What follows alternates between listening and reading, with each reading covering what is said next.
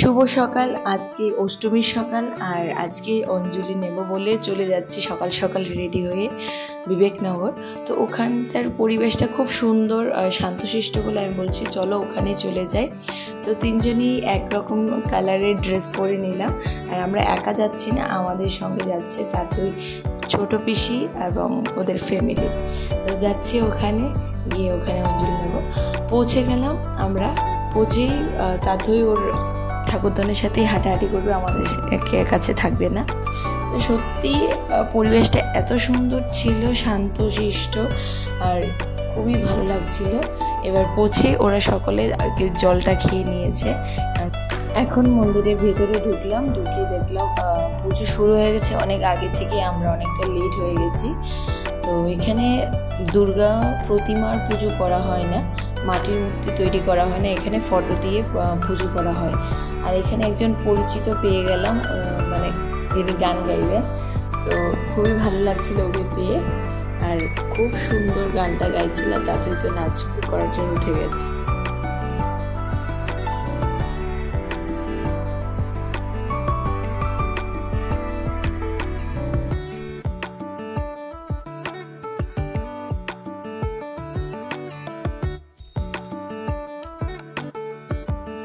হাত পাতো দেবে, হাত পাতো, যাও যাও হাত পাতো। ও বিষ্ণু ও সূর্যা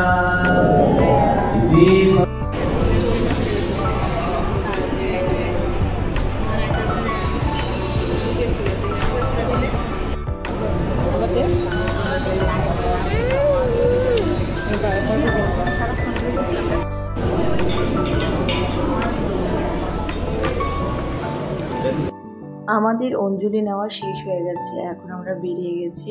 আর আমার যে চেনা পরিচয় ছিল ওর সঙ্গে একটু গল্প করে নিয়েছি। আর আমরা সকলে মিলে একটা জায়গায় গিয়ে খুব শান্ত লাগছিল বলে ওখানে গিয়ে খুব মজা করছিলাম, হাসি ঠাট্টা, অনেক কিছু গল্প করছিলাম। আর প্রসাদ নেওয়ার জন্য সবার আগে আমরা একটা টেবিল বুকিং করে নিয়েছি।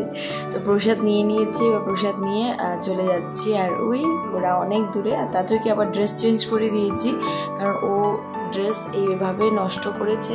মানে ওর জন্য তো আমি একটা ড্রেস ক্যারি করি সঙ্গে, ও খুব খেলা করছিল, তো ড্রেসটা চেঞ্জ করে দিয়েছি। আর ওরা তো আমাকে ফেলে চলে গেছে, আমি যাচ্ছি।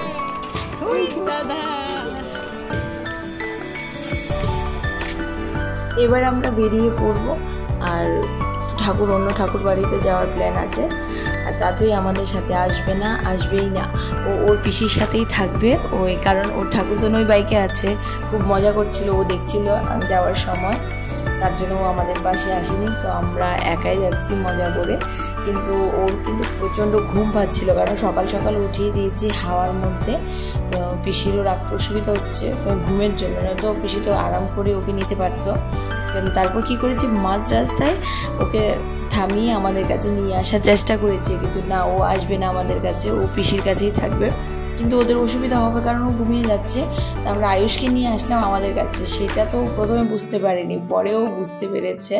তারপর ও খুব কান্নাকাটি করছিল। অনেকটা দূর যাওয়ার পরে ওকে আবার আমাদের পাশে নিয়ে আসলাম। ও কিন্তু বসে গেছে পিসির সঙ্গে, বুঝতে পারছে না যে কি হচ্ছে। আমি তো আমার বাইকেই ছিলাম, ঠাকুরদান চলে গেছে। তো আয়ুষ আমাদের বাইকে এসে তো খুবই আনন্দ, খুবই খুশি। সো টাটা, বাবাই। আবার বিকেলে বেরোবো, নেক্সট ব্লগে আপনাদের সাথে দেখা হচ্ছে। টাটা।